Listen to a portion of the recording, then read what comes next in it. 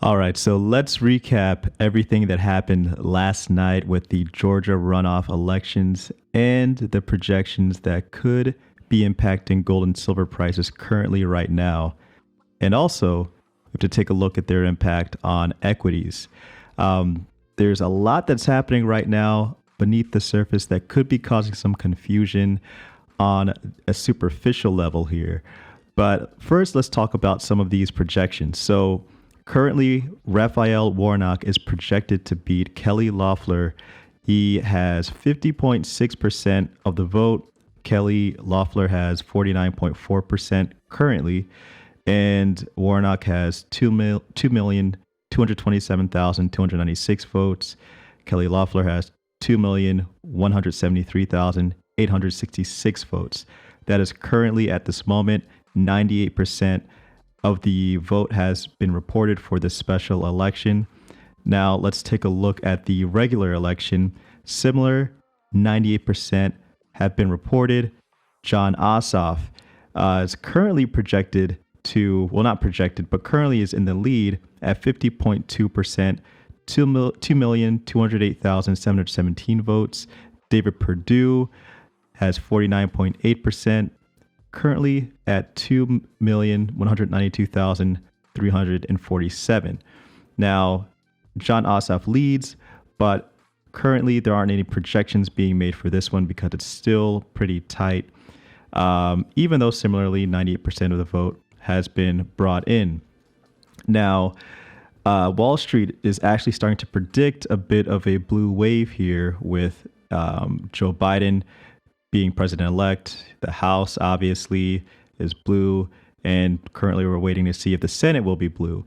So what is the impact here? Well, if we take a look at some of these numbers here, gold prices are down and silver prices are down as well. Currently, gold has dropped from hitting highs of 1950, dropping down to 1936.19, currently down negative 0.78%. Silver is down negative 0.97%, $27.34. Now, you may be asking, well, why is this happening?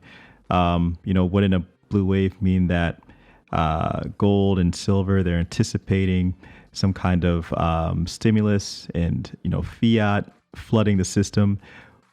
Well, that's partially true. So currently right now, we have the dollar down at 89.2 in the DXY. So the dollar is coming down relative to other currencies. But you also have to take a look at gold, for example's premier competitor, which is the U.S. 10-year Treasury yield.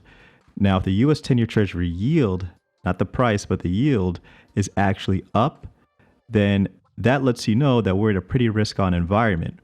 And guys, currently, we are above 1%. We are at 1.02% at the time of this recording, meaning that we've gotten to levels that we haven't seen since March. So right now, all eyes are on equities. So with equities, there's a pretty interesting story here. There are some stocks that are up. There are some stocks that are down in particular fields.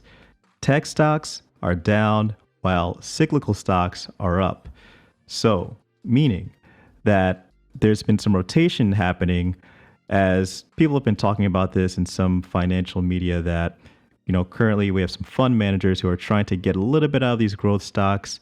Those that would have been a part of that array of stay-at-home winners from 2020, and with things like the U.S. 10-year Treasury yield coming up. Then also earlier on this week, we got the ISM manufacturing PMI data coming out, getting up to 60. So we already know that GDP is going to go up as well. So Wall Street is just anticipating, hey, we're looking at good times ahead as far as the economy is concerned, the real economy, and then also even within the stock market.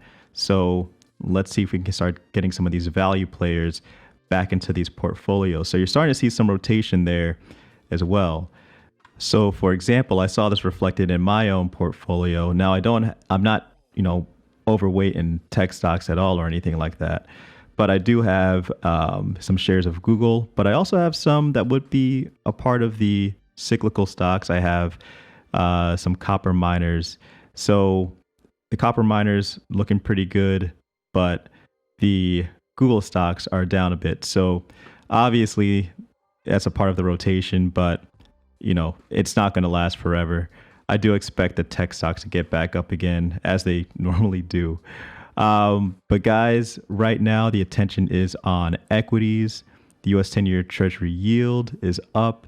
So with that, you're not going to see too much attention being placed on gold and silver prices. But that's not to say that all the attention is completely out of the forecast for gold and silver. You also have to factor in that if we do get a completely blue Senate, one of the first things that John Ossoff and Joe Biden have talked about in a call before the election actually took place is that they want to get $2,000 checks out to Americans. So if that were to be the case, do expect there to be additional fiat to be added to the system, which would be a boon for gold and silver prices. So there's a lot of short-term behavior happening right now. Don't let that cloud your long-term moves. All right. Thanks again for watching. Please hit that like button. Please subscribe if you're new. It's Black Bullion for goldandsilvertoday.com.